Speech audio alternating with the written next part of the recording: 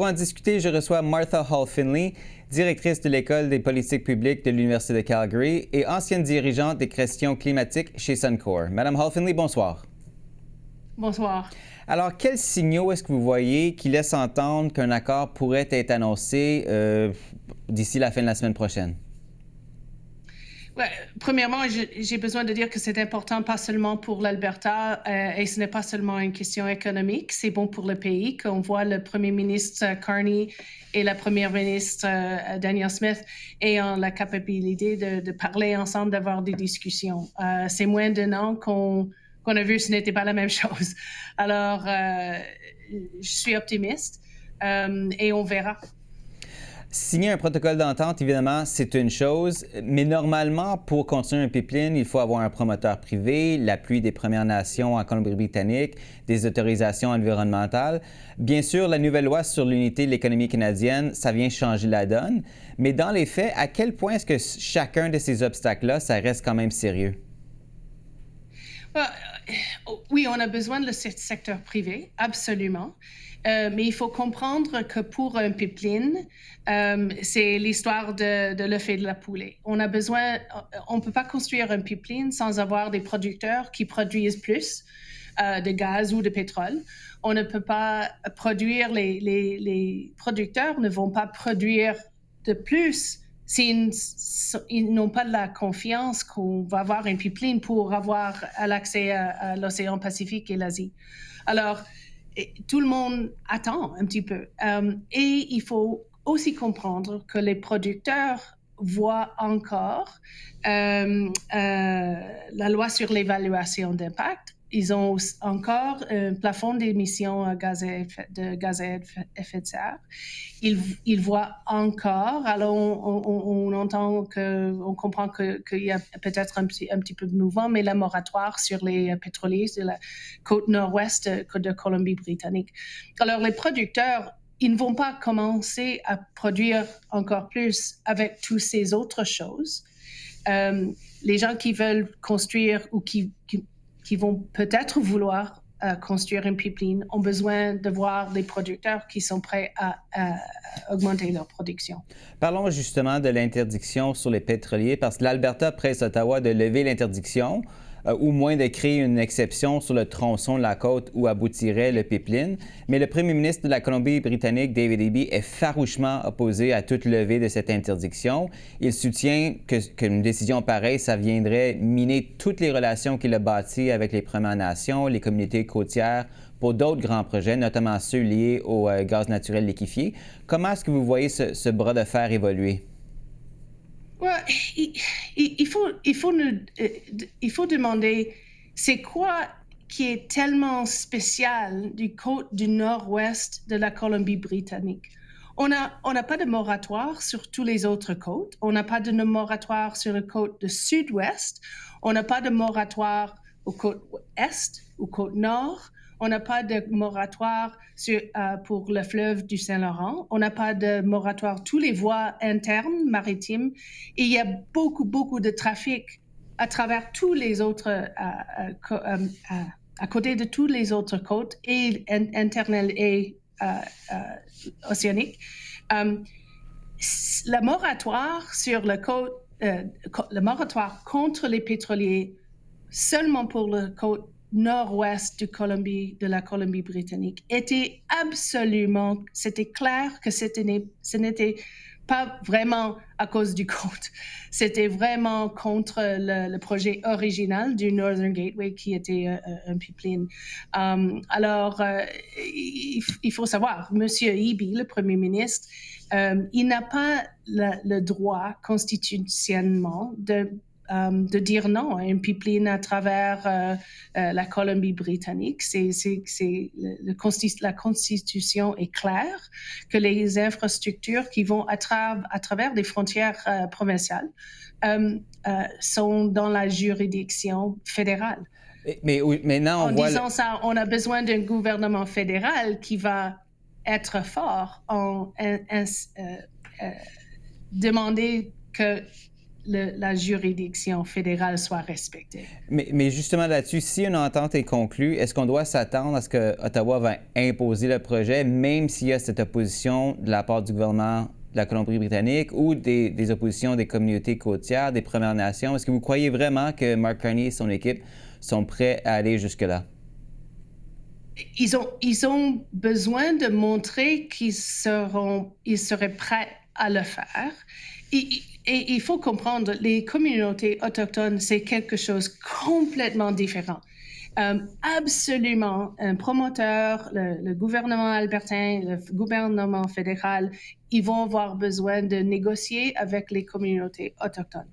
Pas de question. Et on voit de plus en plus que les projets, compris des partenariats avec des communautés, c'est vraiment important. Mais il faut comprendre aussi, quand j'ai vu le premier ministre Eby et même Elizabeth May parlant pour les communautés autochtones, ce n'est pas pour eux de parler pour les communautés, c'est pour les communautés. Et il faut comprendre qu'il y avait, même le projet original de Northern Gateway, il y avait beaucoup de communautés autochtones qui appuyaient le projet, qui appuyaient le pipeline. Alors, ce n'est pas seulement une communauté qui dit non. Et on donne l'impression que c'est le cas avec les headlines, avec le média. Mais c'est vraiment important de comprendre que ce n'est pas M. Eby ni Mme May qui peuvent parler pour les communautés autochtones. M. Eby peut parler pour la province, Colombie-Britannique, absolument. Il est le premier ministre.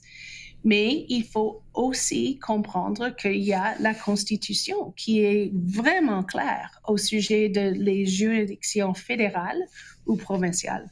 Parlant de manchettes, le gouvernement de la Colombie-Britannique a tendu la main aujourd'hui en Alberta. Il semble qu'il voudrait appuyer une proposition qui augmenterait la capacité du pipeline TMX de plus d'1 demi-million de barils par jour. Est-ce que vous croyez que ce serait suffisant pour mettre de côté, tasser l'idée de construire l'équivalent d'un nouvel oléoduc Northern Gateway? C'est une très bonne question. On voit aussi que Enbridge peut augmenter la capacité. Ils peuvent augmenter leur capacité aussi pour Keystone, par exemple. Pas Keystone, mais l'autre. Si on peut augmenter la capacité de TMX, ce serait très bon pour les producteurs, absolument. Mais ça, c'est suffisant pour la production qu'on peut produire maintenant. Si on veut vraiment utiliser les réserves qu'on a ici au Canada de gaz et de pétrole, on a beaucoup. On produit pour le moment 5% de ce qu'on demande globalement. Si la production canadienne, qui est très bon, responsable, et si on peut et on veut réduire les émissions associées avec la production, si la production canadienne peut remplacer la production qui vient de la Russie, par exemple, ce serait très bon non seulement pour l'économie canadienne, mais très bon honnêtement pour la sécurité globale. Alors, il y a en anglais, excusez-moi, mais il y a des win-win si on peut le faire ici. Et pour ça, on a besoin de plus de capacité. C'est quand même tout un virage très marqué par rapport à l'approche du gouvernement Trudeau. Or, plusieurs des mêmes députés et des ministres se trouvent aujourd'hui dans le caucus de Mark Carney. Si une entente est conclue avec l'Alberta, à quel point est-ce que ça pourrait créer ou exposer des divisions au sein de son caucus? Et je profite de noter que toute cette discussion, ça se passe la même semaine où le premier ministre Mark Carney a souligné son engagement à atteindre les cibles de Paris. Est-ce que c'est vraiment possible et est-ce que ça risque de semer la division au sein du caucus? Premièrement, il y avait beaucoup de divisions dans le caucus avant aussi. Il y avait beaucoup de députés qui n'étaient pas nécessairement d'accord avec l'idéologie de Justin Trudeau. Alors, je sais qu'il y a beaucoup de députés qui sont vraiment fiers du fait que nous avons un premier ministre, maintenant un gouvernement beaucoup plus réaliste au sujet de changement climatique et ce que le Canada peut faire. On a besoin d'être honnête ici au Canada. on veut participer, on veut faire ce qu'on peut pour réduire les émissions, absolument. Est-ce que nos défis, pas le défi, mais les targets sont réalistes? Probablement pas. On n'a jamais achevé nos targets dans les temps passés. Mais est-ce que ça veut dire qu'on a besoin d'arrêter de faire ce qu'on peut? Non, pas du tout. Mais on a besoin d'être réaliste. On ne peut pas arrêter tout ce qu'on fait ici au Canada. Et en faisant ça, arrêter ou vraiment réduire notre prospérité économique, ça ne fait pas de bon sens.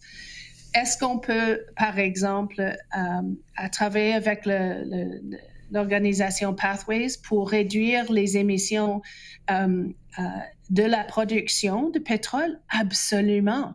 Et c'est ça que M. Carney et le ministère Hodgson, ils parlent aussi de l'importance de réduire les émissions associées avec la production du pétrole.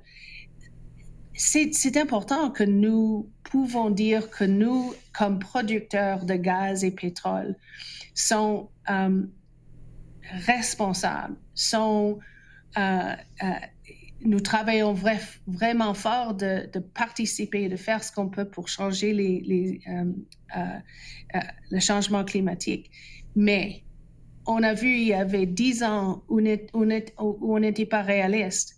Le Canada est beaucoup trop petit. On ne peut pas changer ce qui est un défi global. On peut faire ce qu'on peut.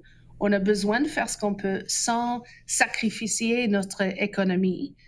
Et c'est ça que je vois le premier ministre Carney et son gouvernement faire maintenant.